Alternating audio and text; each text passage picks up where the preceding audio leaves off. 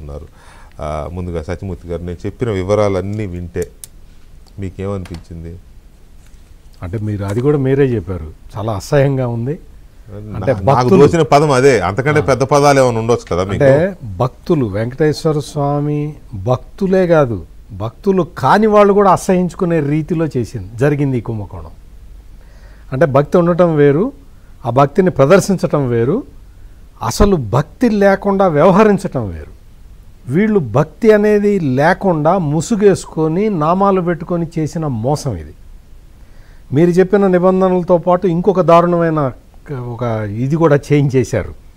అదేంటి అంటే నెయ్యి ట్రాన్స్పోర్టేషన్ డ్యూరేషన్ని దృష్టిలో పెట్టుకొని ఎక్కువ కిలోమీటర్ల దూరం ఉంటే, ఎక్కువ కిలోమీటర్ల దూరం ఉంటే నెయ్యి పాడైపోవటానికి అవకాశం ఉంటుంది. కాబట్టి 800 కిలోమీటర్ల పరిధి లోపల ఉన్న కంపెనీలు మాత్రమే అప్లై చేసుకోవాలి అన్న నిబంధన కూడా తీసేశారు. ఈ ఉత్తరాఖండ్, ఉత్తరప్రదేశ్, రాజస్థాన్కి సంబంధించిన కంపెనీలు అక్కడి నుంచి ఎప్పుడు నెయ్యి తీసుకురావాలి, ఆ నెయ్యికి ట్రాన్స్పోర్టేషన్కి ఎంత టైం పడుతుంది, ఆ టైం లోపల నెయ్యి సువాసన ఉంటుందా అంటే మీరు చెప్పినట్టు అది నెయ్యి అయితే కదా, అది నెయ్యి అయితే కదా, సువాసన తగ్గటానికి, వాసన లేని దానికి అది ఏదైతే మరి ఆ మీరు చెప్పిన పూసగా ఉండటానికి ఒక కెమికల్ వాడుతున్నారు. దాని కలరింగ్ అంటే నెయ్యి రంగు ఒక గోధుమ, లైట్ గోధుమ రంగు కలర్ రావటానికి దానికి ఒక యాసిడ్. అంటే ఇటువంటి కెమికల్స్ వాడుకుంటూ, కెమికల్స్ తోటి వనస్పతిని అంటే డాల్డాని నెయ్యిగా మార్చి, వీళ్ళు ఏమాత్రం మిల్క్ ప్రొక్యూర్మెంటే లేదు వెంకటకృష్ణ గారు. 1 లీటర్ పాలను కూడా వీళ్ళు సేకరించకుండా వెన్నట తయారు చేశారు, వెన్న నుంచి నెయ్యట తీశారు. అదే కదా, నేను అదే చెప్తున్నా.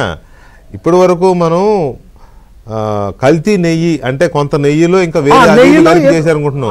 ఇది అసలు నెయ్యే కాదు, కృత్రిమంగా తయారు చేశారు నెయ్యి. సైంటిస్టులు వీళ్ళు సైంటిస్టులు అంటే వెంకటేశ్వర స్వామిని కూడా మోసం చేసేంత గొప్ప సైంటిస్టులు వీళ్ళు. ఆ కొవ్వు ఈ కొవ్వు కలిపి వాటిలో ఇవి కలిపి చేశారు, పాలతో సంబంధం లేకుండా. ఏమి అసలు దూమతో పాలతోటి సంబంధం లేదు, అందులో ఆవు పాలు, ఆవు నెయ్యి కావాలి అని చెప్పి టెండర్లు ఫ్లోట్ చేసి ఇంత దారుణంగా ఇవన్నీ టెండర్ నిబంధనలు మార్చుకొని వాళ్ళు వచ్చి కూర్చొని అక్కడ కూర్చొని బాగుందా 1000 రూపాయలు, 1000 3000 చేయి, 500 ఏందా చీప్గా, దాన్ని 5000 చేయి అని ఇట్లా మాట్లాడుకున్న బ్యాచ్ని మనం చూసాం.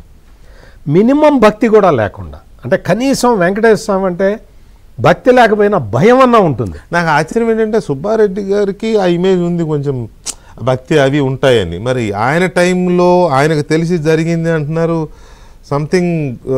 రమణ గారు నమస్తే అండి. రమణ గారు, ఈ ఆరోపణలు, ఈ అనాలిసిస్